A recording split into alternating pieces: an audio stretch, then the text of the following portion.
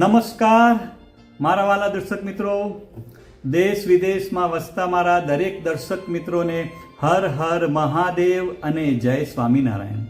મિત્રો, આજે આપણે વાત કરીશું એક એવા ફળ વિશે જેનો સ્વાદ તો લાજવાબ છે, પરંતુ તેના ફાયદાઓ જાણીને તમે ચોક્કસ ચોંકી જશો.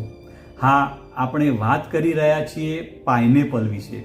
મિત્રો, પાઇનેપલ ખાવાના ફાયદાઓ શું છે, તેમાં કયા પોષક તત્વો રહેલા છે, કોણે પાઇનેપલ ન ખાવું જોઈએ અને કેટલું પાઇનેપલ ખાવું જોઈએ, અને વધુ પડતું પાઇનેપલ ખાવાથી આપણા શરીરને કયા કયા નુકસાન થાય છે, આ બધા જ પ્રશ્નોના જવાબ આપવાનો હું પ્રયત્ન કરીશ.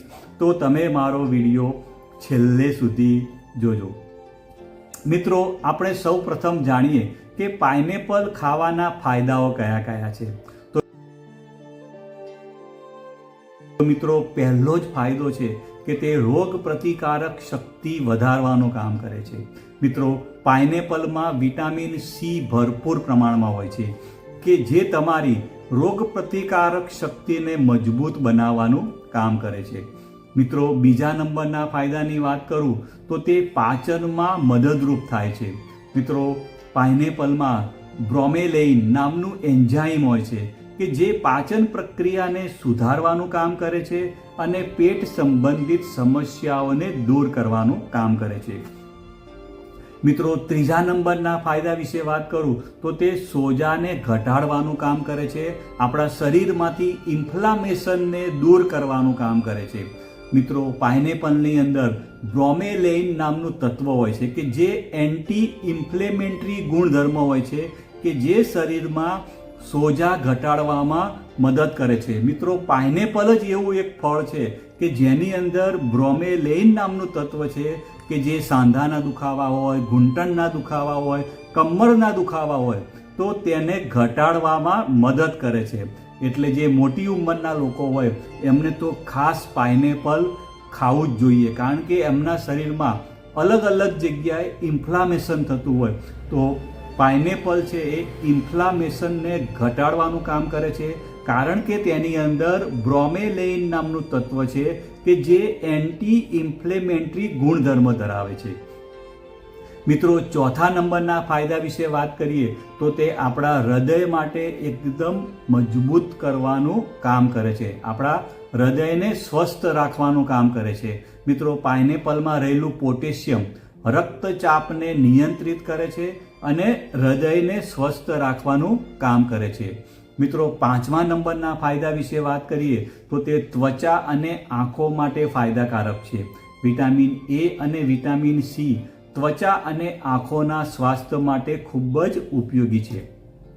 મિત્રો, હવે આપણે જાણીએ કે પાઇનેપલમાં કયા કયા પોષક તત્વો રહેલા છે. મિત્રો, વાત કરીએ તો પાઇનેપલ એ પોષક તત્વોથી ભરપૂર ફળ છે. તેની અંદર વિટામિન સી હોય છે કે જે રોગ પ્રતિકારક શક્તિને મજબૂત કરે છે. તેની અંદર વિટામિન એ હોય છે જે આંખો અને આપણા ત્વચા માટે ખૂબ જ ફાયદાકારક છે. તેની અંદર પોટેશિયમ હોય છે કે જે આપણા હૃદયને સ્વસ્થ રાખવાનું કામ કરે છે. તેની અંદર ફાઇબર હોય છે જે આપણી પાચન શક્તિને મજબૂત કરવાનું કામ કરે છે.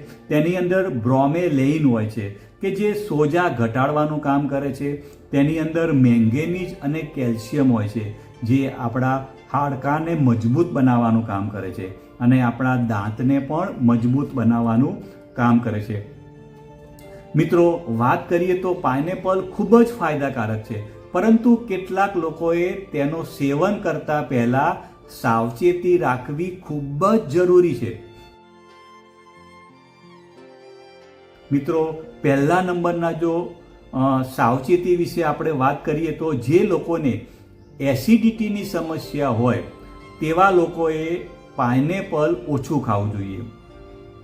મિત્રો, એની પાછળનું કારણ એ છે કે પાઇનેપલમાં એસિડ હોય છે, જેથી એસિડિટીની સમસ્યા હોય તેવા લોકોએ તેને ઓછું ખાવું જોઈએ. મિત્રો, ગર્ભાવસ્થામાં એટલે કે ગર્ભાવસ્થામાં પાઇનેપલનું વધુ પડતું સેવન ન કરવું જોઈએ, કારણ કે તે ગર્ભાશયને પ્રભાવિત કરી શકે છે. મિત્રો ત્રીજા નંબરમાં વાત કરીએ તો જે લોકોને એલર્જી હોય કેટલાક લોકોને પાઇનેપલથી એલર્જી હોય છે, તેથી એલર્જીની સમસ્યા હોય તો તેવા લોકોએ પાઇનેપલ ખાવાનું ટાળવું જોઈએ. મિત્રો, ચોથા નંબરમાં વાત કરીએ તો દવાઓ સાથે સાવધાની. મિત્રો, જો તમે કોઈ દવાઓ લેતા હો તો પાઇનેપલનું સેવન કરતાં પહેલાં ડૉક્ટરની સલાહ લેવી ખૂબ જ આવશ્યક છે. મિત્રો, હવે પ્રશ્ન એ થાય કે કેટલું પાઇનેપલ ખાવું જોઈએ? તો મિત્રો, એક સામાન્ય વ્યક્તિ માટે દિવસમાં 1 કપ એટલે કે 150 ગ્રામ જેટલું પાઇનેપલ ખાવું પૂરતું છે. મિત્રો, વધુ પડતું જો પાઇનેપલ ખાવામાં આવે તો એસિડિટી અથવા પેટમાં બળતરા જેવી સમસ્યાઓ પણ થઈ શકે છે. જો તમને કોઈ આરોગ્ય સમસ્યા હોય તો ડૉક્ટરની સલાહ લઈને તમારે પાઇનેપલનું સેવન કરવું જોઈએ.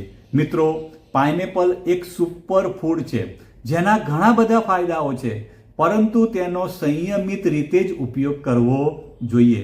જો તમને આ વિડીયો ગમ્યો હોય તો લાઈક કરો, ચેનલને સબસ્ક્રાઇબ કરો અને આવા જ રસપ્રદ વિડીયો જોવા માટે બેલ આઇકન દબાવવાનું ભૂલશો નહીં. આગળ મળીશું એક નવા વિડીયો સાથે. ત્યાં સુધી સ્વસ્થ રહો, ખુશ રહો. નમસ્તે. આવજો મિત્રો. Bye bye. આવજો.